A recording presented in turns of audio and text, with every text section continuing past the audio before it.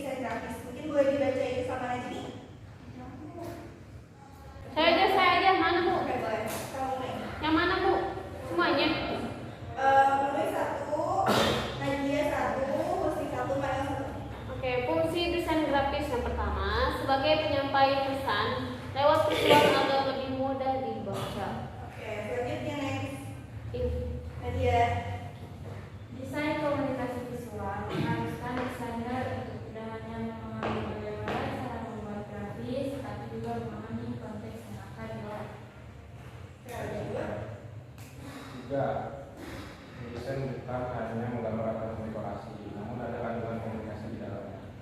Yang terakhir, Desain yang dibuat harus memiliki makna ataupun pesan yang ingin disampaikan kepada audiens. oke, tadi kan udah dibaca tuh fungsi tentang desain grafis. Ya. Jadi ada yang bisa menyimpulkan sebenarnya itu desain grafis itu fungsinya untuk apa? Menyampaikan pesan kepada Boleh audiens. katakan dulu. Oke, Waniel. Menyampaikan pesan kepada audiens. Oke, Uni, boleh menambahkan? Menyampaikan pesan kepada audiens, akan tetapi harus berdasarkan keinginan si audiens itu tersebut. Kita lanjut ya. Yang selanjutnya ada faktor yang mempengaruhi bentuk dari sebuah desain. Mungkin ini ibu akan ngambil beberapa aja, nggak mungkin semuanya karena banyak ya. Untuk pertama, kalau kita membuat desain, kita harus tahu dulu siapa audiens kita gitu, siapa yang bakal baca informasi kita. Karena kalau misalkan audiens kita anak-anak, terus kita ngasih kontennya dewasa, pasti nggak akan nyambung kan, nggak akan nyampe ke mereka. Jadi kita harus tahu juga gitu untuk audiensnya, sasaran kita itu siapa. Kemudian ada rentang umur. Rentang umur ini juga sama kayak pembaca. Kita harus lihat dulu nih sasaran yang bakal kita tunjukin itu umurnya segimana. Apakah dia anak-anak, apakah dia remaja, apakah dia dewasa. Kemudian ada tema. Nah, kita kalau misalkan bikin konten tentang edukasi, pasti kita tambahinnya elemen-elemen makanan, gak nyambung kan? Berarti kita juga harus tahu gitu temanya apa, terus elemen-elemen yang dimasukin juga harus sesuai dengan tema yang kita buat. Ada bentuk aplikasi desain. Nah, yang selanjutnya ada jenis platform yang digunakan. Nah, biasanya kalau misalkan kita menggunakan beberapa platform, ada beberapa kebijakan gitu. Jadi kita harus cari tahu dulu gitu kebijakan di mereka seperti apa, supaya kita bisa masukin desain grafis kita ke sana. Terus yang terakhir ada sifat desain. Mungkin untuk sifat desain hampir sama kayak tema. Jadi kita harus perhatikan dulu apa tema kita, sasaran kita. Mungkin ada yang mau ditanyakan sampai sini? Lanjut ke aku. Oke. Cukup dari Ini untuk materi terakhir. Tadi kita udah belajar tentang desain grafis itu apa. Sekarang ibu mau nanya, perbedaannya desain grafis sama desain multimedia itu apa? kalau desain grafis ada grafisnya. Kalau multimedia, Kalau multimedia itu mengandung multimedianya. contohnya Contohnya apa juga? apa ini? Animasi. Animasi.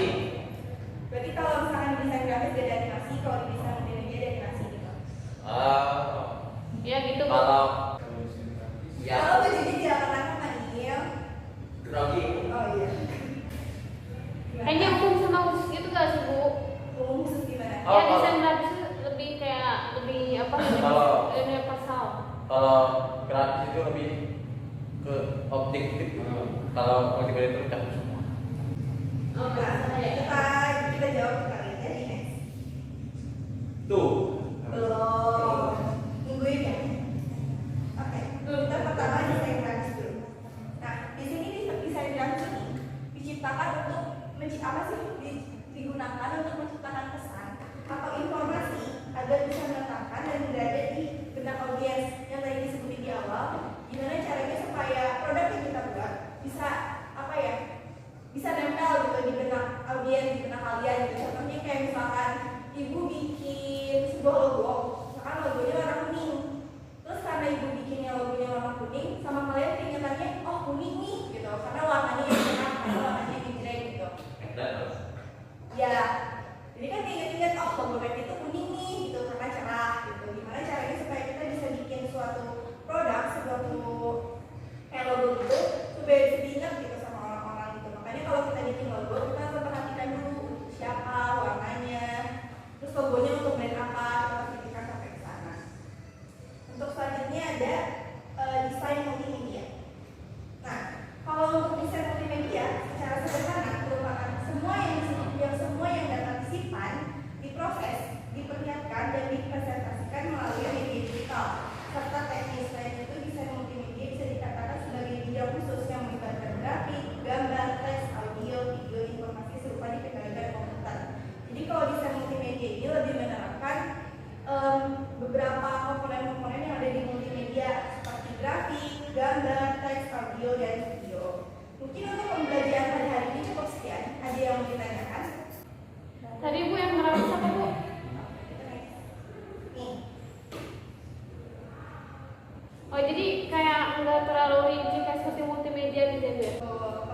berarti kan kayak gambar atau informasi doang gitu. Informasi ini bisa disampaikan sama hadiah lama-lama tadi. Tapi ini kebanyakan kayak secara tulisan loh.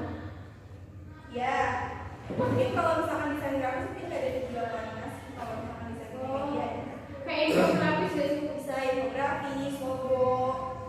Oke. Ada yang benar yang tadi? Udah boleh aku cukup. Dari aku mah enggak. Ada lagi? Pertama dulu. Karena pembelajaran kita udah selesai, ibu punya satu motivasi untuk kalian supaya dapat meningkat gitu dalam hasil belajarnya, oke? Kita baca. Jangan pernah menyerah. Ketika kamu masih mampu berusaha lagi, tidak ada kata berhenti sampai kamu berhenti mencoba. Jadi kalian jangan sampai menyerah gitu ya, karena boleh menyerah tapi jangan sampai putus asa gitu, karena kalian pasti bakal berhasil. Salah guru. Kenapa salah? Boleh istirahat tapi jangan menyerah. Oke, ini salah tadi kurang kata-kata. Ya, mantap. Aku balas Bu. Oke, boleh. Tak perlu kata-kata yang menunjukkan kata.